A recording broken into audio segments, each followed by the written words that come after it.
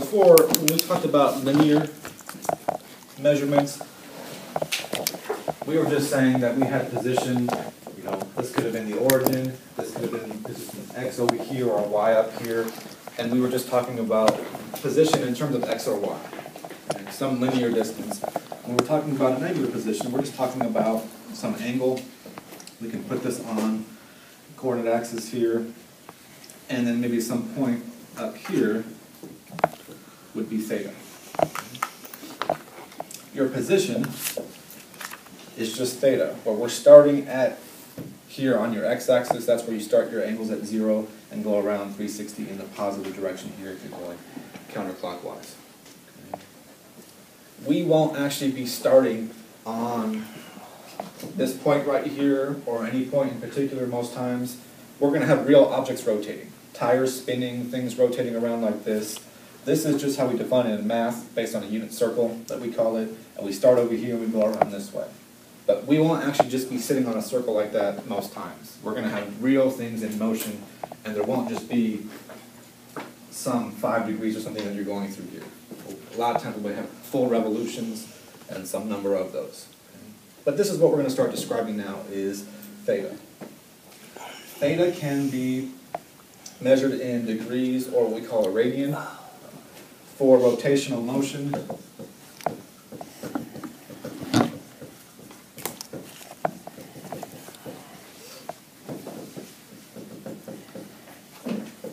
we're going to use radians.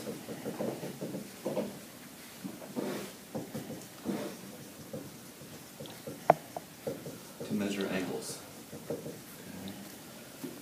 If you haven't had trig, you might not have heard of that before. You might have heard me mention radians or degrees for the mode in your calculator when you're using your trig functions. Really all we need to know here is that there's 2 pi radians in 360 degrees or in 1 revolution. And you really just approach this like a unit conversion to go back and forth between degrees and radians, or between revolutions and radians. Once around the circle is 2 pi. So over here, this would be pi. This is pi over 2 radians up here. It's just another way for us to measure an angle. Don't worry too much about a physical interpretation of what that looks like or what it is. It's just an angle. Treat it really just like a different unit than degree. Okay? A different way to measure an angle. Okay? So we also have angular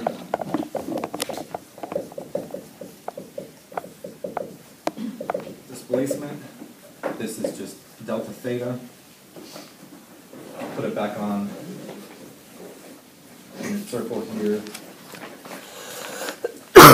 And if we had a couple of points maybe between here and here, then this would be some delta theta. Okay.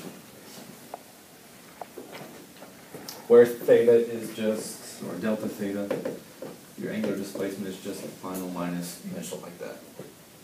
And we used to write that out for position like delta x, and just wrote that out as x minus x naught. For your angular displacement, we just use a delta theta. Now, when we get into real problems and we're going to analyze real motion of things rotating, it's not going to matter where we're starting. Just like with x, we were going like this, we almost always started at x naught equal to 0, and then we had some x over there. We chose our initial position to be 0, so we can choose our initial angular position to be anywhere we want it to be. So it's really not going to make a difference whether I start up here or I started over here. And so this won't be a big deal. We won't use this much at all. That's just defining our variables here for us. Okay.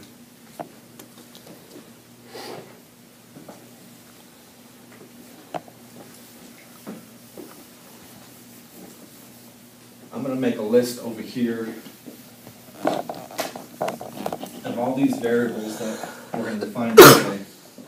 And we're going to have the linear or the angular variables here. So for position, for displacement,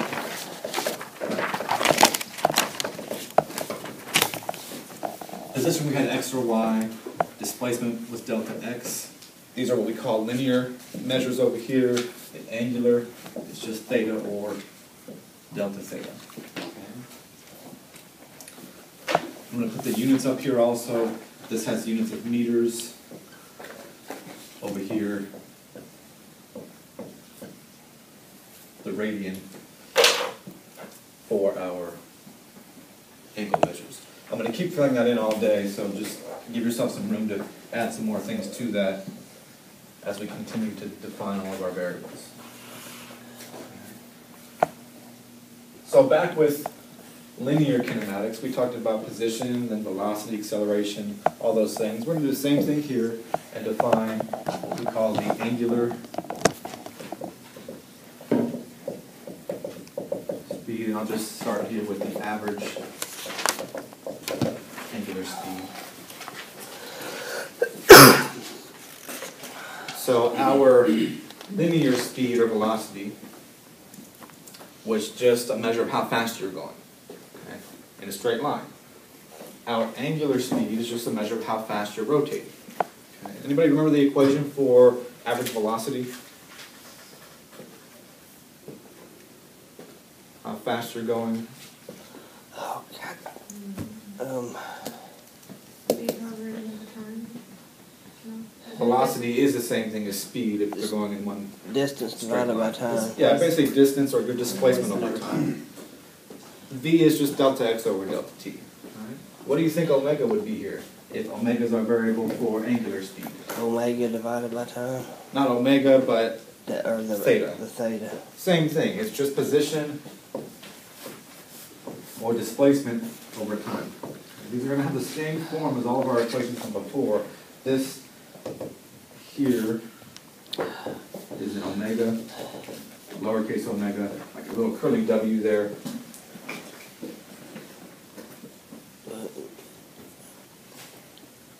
W minus omega. No, I'm just saying that's what it is. Oh. That's what the letter. That's what the letter is. But that does say W minus omega. I'm not going to say that you're wrong about saying that. Well, I'm sick. I could be saying things. I don't know. You're saying correctly. Oh, God. So I'm going to put the bar up here for the average angular speed, and this is going to have units of radians per second. So let's add this in over here. For velocity, we have V in meters per second. Over here we have omega in radians per second. Now for angular speeds or velocity, they aren't going to be different. If you remember, we had a velocity and a speed that were two very different numbers for certain kinds of motion back in kinematics. For our angular speed or velocity, either one of those are going to be the same number. They're calculated the same way. It's going to be the same letter. There's no distinction between. Over here, we had a V. We also had an S for the speed, which was distance over time. There is no difference for this one here. This is a measure of how fast you're going. There's only one omega. Don't worry about if it is worded to use speed or velocity. Most times we're going to be dealing with speed because the angular velocity as a vector is actually a vector that points in a direction in the third dimension.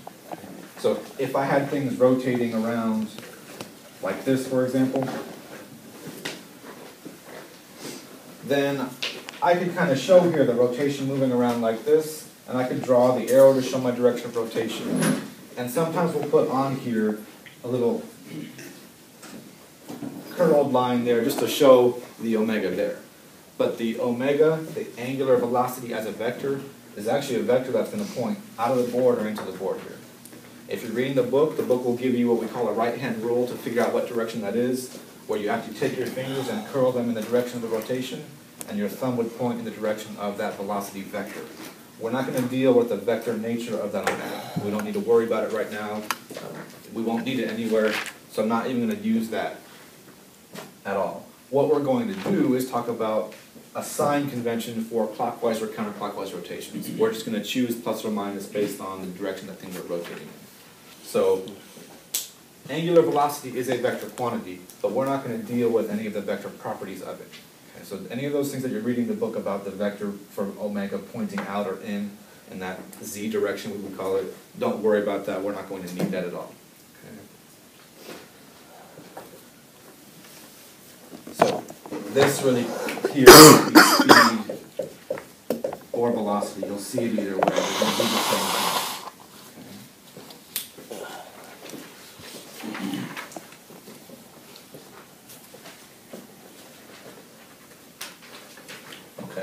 Let me just draw another picture now. With the same thing here, I'm just going to put the omega on here. And so this tells me the direction that we're rotating in.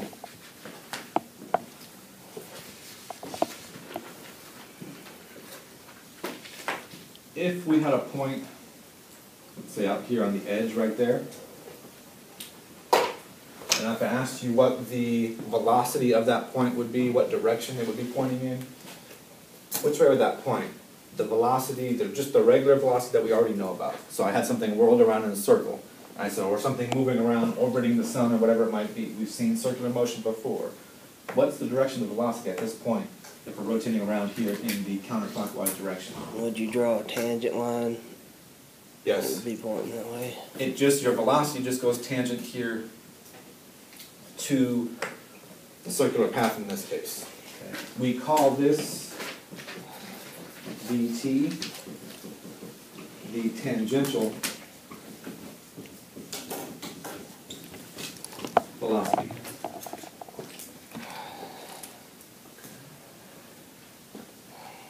So anywhere on here you would have what we call a tangential velocity, tangent to the path here of our rotation. We can relate that tangential velocity to the angular velocity through the radius of the circle here, and we can just say that Vt is equal to R omega. Okay. Make sure your omegas look like omegas. I know we had a bunch of different W's in this class. We had work, we had watts, we had weight. Just try to make sure that your omegas look like omegas.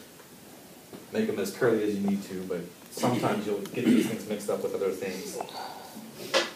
So, to make them look where they should. So this V right here is a regular, what we call a linear velocity. Something in meters per second, something like we already know about. It's the same as this V right here. Okay?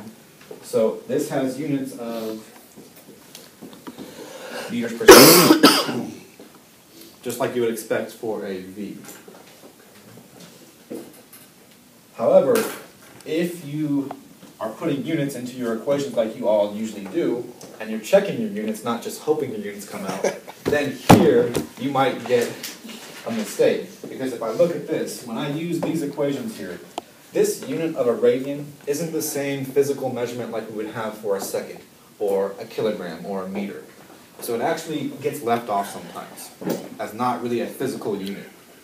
And you'll see that right here in this equation right here for the velocity. When you're going back and forth between angular and linear variables, like a v and an omega here, if I looked at this, what's the unit of r? If r is the radius here,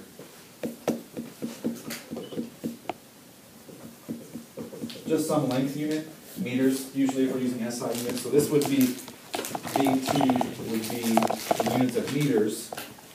What would the unit of omega be? Would be seconds. Radians per second.